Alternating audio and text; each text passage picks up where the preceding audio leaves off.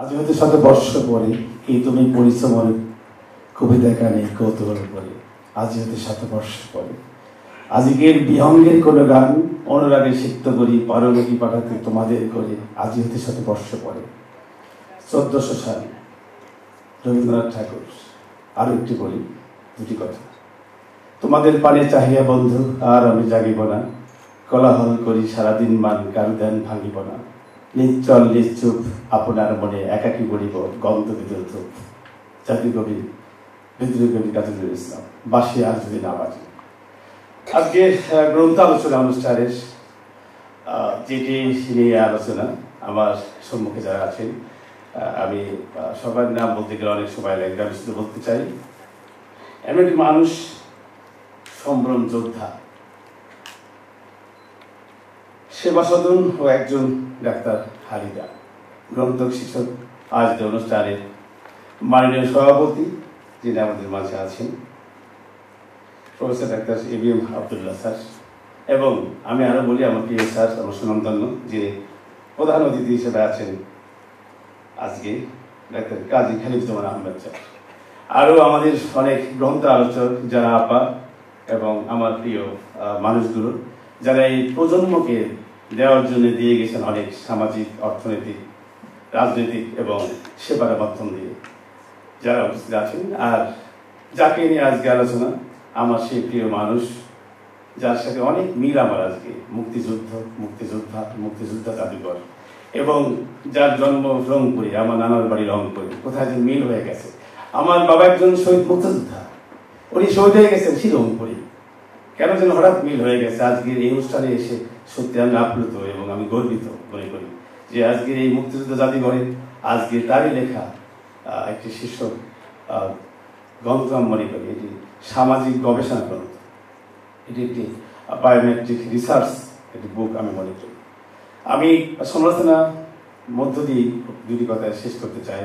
যারা আমার সম্মুখে আছেন সহযোদ্ধা, সহকর্মী, এবং আছেন আমার প্রিয় ব্যক্তিত্ব সহ যারা প্রজন্মে দেখতে পাচ্ছি নতুন নতুন মুখ, যারা প্রজন্মে ইতিহাস পড়বে, গড়বে স্মার্ট বাংলাদেশ, সবাইকে শুভেচ্ছা জানিয়ে আমি দুটি কথা বলতে চাই। আমি গ্রন্থে আলোচনার ক্ষেত্রে আমি একটি কথা বলতে চাই। আমার জন্ম অবশ্যই 1971 পড়বে, আমি তখন ক্লাস 2 ছাত্র ছিলাম। আমার বাবা যখন মুক্তিযুদ্ধে যান, আমি দেখেছি রাতের অন্ধকারে খোসা খোসা দাঁড়িয়ে মুখে এসে আমাকে চুমো দিয়েছিল। চুমোয় আমার ঘুম ভেঙে গেছে। আমি দেখেছি আমার বাবার সাথে আরো কয়েকজন বলেছিল, তুমি যদি ক্লাস 2-তে ফার্স্ট হতে পারো আমি তোমাকে ফাউন্টেন ইয়ত পেন কিনে এনে দেবো। দেখা হয়নি, বাবার সাথে আর কথা হয়নি, সেই কথাই ছিল শেষ কথা। 71-এর পরে আমরা বিজয় দেখেছি, বিজয় নিয়েছি। আমরা অনেক অনেক কিছু, অনেক চরিত্র দিয়ে এই সারা বিশ্বের বুকে বাংলাদেশ একটি মনে করি মধ্যমায়ের দেশ না, উন্নত দেশে কামনা করে আমরা কাজ করে যাচ্ছি। সত্যি আমি অভিনন্দন জানাই আমার আপাকে, যিনি আর কিছু না হলেও মুক্তিযুদ্ধের পরে যে সময় এই দেশ ধ্বংসস্তূপ ছিল, এখানে সেখানে রাস্তাঘাট ছিল না, কালভার্ট ছিল না, অসংখ্য নারী যারা সম্ভ্রম হারিয়েছেন, মুক্তিযুদ্ধে অংশগ্রহণ না করলেও পাক বাহিনী দ্বারা নির্যাতিত হয়েছেন। তেমনি আমার একটি গ্রাম, আমার গ্রামটি পুড়িয়ে দেওয়া হয়েছিল।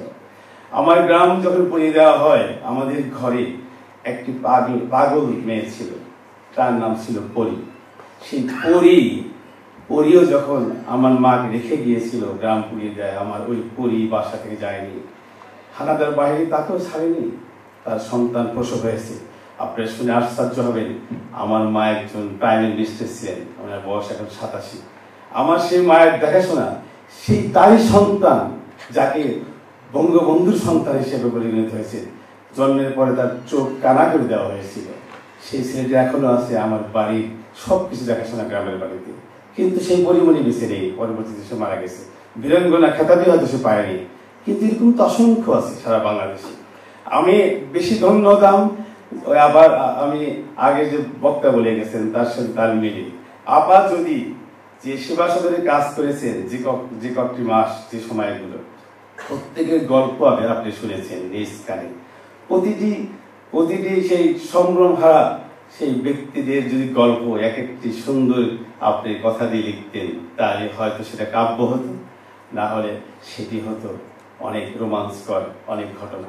আমরা শুধু বিয়েগন্ত নাটক, বিয়েগন্ত কথাই বলি, কিন্তু সেটা তো পজিটিভ দিক আছে। তাদের দিয়েই তো আজকে আমরা বাংলাদেশ পেয়েছি, তাদের নিয়েই তো আমরা রিসার্চ করি। আমি বলতে চাই, দেরিতে হলেও আপা যে গ্রন্থ আমাদের সম্মুখে দিয়ে গেলেন, সত্যি সেটি আমাদের কাছে অনেক ইতিহাস হয়ে থাকবে। আমরা চাই প্রতিটি ঘরে ঘরে যেন এই আপনার গ্রন্থ সবার হাতে পৌঁছে এবং সবাই দেখুক এবং জানুক। মুক্তিযুদ্ধের ক্ষেত্রে শুধু আমরা গণহত্যার কথাই বলি। মুক্তিযুদ্ধ বলতে আমরা শুধু যারা অংশগ্রহণ করেছে, তারা কেউ আহত হয়েছেন এবং কেউ শহীদ হয়েছেন, তাদের কথাই বলি, তাদের কথাই রাখে। কিন্তু যারা বীরাঙ্গনা, যারা সম্ভ্রম হারিয়েছেন, সম্মান হারিয়েছেন, সেই পাক বাহিনী দাদা এবং আমাদের দেশীয় দোসররা, যারা আমার কেউ মামা, কেউ খালু, কেউ ফুপা, তারাও সে রাজাকার বাহিনী হয়ে তাদেরকে সাহায্য পেয়েছিল এবং নির্মমভাবে, নির্যাতিতভাবে কিশোরীকে করেছে তারা ধর্ষণ, তারা হয়তো নববধূকে ধর্ষণ করেছে এবং এমনকি তারা বৃদ্ধ যারা অনেক বয়স তাদেরকেও করেছে। আমার মনে হয় সেই প্রজন্মের ইতিহাসে সেটিও থাকা আমাদের প্রয়োজন। এটি আমাদের এমন ইতিহাস হবে, সেই ইতিহাস আমরা চলে যাব, সবাই চলে যাব, কিন্তু এই ইতিহাস যদি প্রতিটা মানুষের কাছে হয়, তাহলেই আসবে দেশপ্রেম, স্বদেশ প্রেম। তখনই আমরা সেই স্বপ্নের সোনার বাংলা এবং স্মার্ট বাংলা করতে পারবো। আমি আপনাকে আবারও ধন্যবাদ জানাই, যেভাবে আপনি লিখে গেছেন। আজকে হয়তো সমাচারের মধ্যেও কিছু থাকবেন আপনি, কিন্তু আরো আপনি লিখবেন। এই যে সময়টুকু আপনার আছে, আপনি এগিয়ে যাবেন। অবশ্যই আপনি নাইটিঙ্গেলের মতো, মাদার তেরেসার মতো, বেগম রোকেয়ার মতো, যার অবদানে যেমন শ্রেষ্ঠত্ব অর্জন করেছেন সারা বিশ্বের বুকে, তেমনি বাংলাদেশেও একজন লেখিকা ডাক্তার হালিদা আপা, উনিও তো থাকতে পারেন আমাদের মাঝে। আমরা বলতে চাই ডক্টর মোহাম্মদ শহীদুল্লাহর কথাই, যিনি বলেছিলেন যে দেশে জ্ঞানী কদর নেই, সে দেশে জ্ঞানী জন্মায় না। আমরা যদি বলি, যার লাস্টে এখনো ঢাকা মেডিকেলে দান করে গেছেন ডাক্তার আহমেদ শরীফ, যে হাইরি দুর্ভাগ্যের দেশ, কি দেশে বসবাস করি, বেশি দেখতে কারো প্রশংসা করি না। মৃত্যুর পরে তার ডক্টরেট ডিগ্রি দিয়ে এখানে সেখানে আমরা হাত ফুটিয়ে এবং মুখ ফুটিয়ে তার গুণগান বিয়ে করে।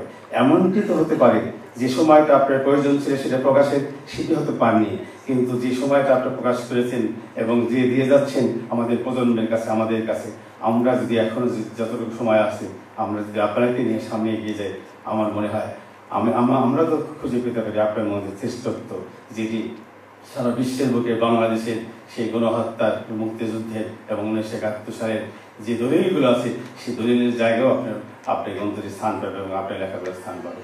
আগামী দিনে আরো সুন্দর হবে এবং ভবিষ্যতে আপনারা আরো লিখবেন, সে আলোচনা রেখেই আমি শুধুমাত্র এই কথা বলতে চাই, যেহেতু অসংখ্য আমার প্রিয়জন, প্রিয় ভাজন যারা আছেন, অনেক ব্যক্তিত্ব আছেন, সামাজিক বিশ্লেষক এবং লেখক, লেখিকা এবং সমাজসেবিকার মধ্যে সমাজসেবক হিসেবে আছেন, তাদের কথা আমি শুনবো।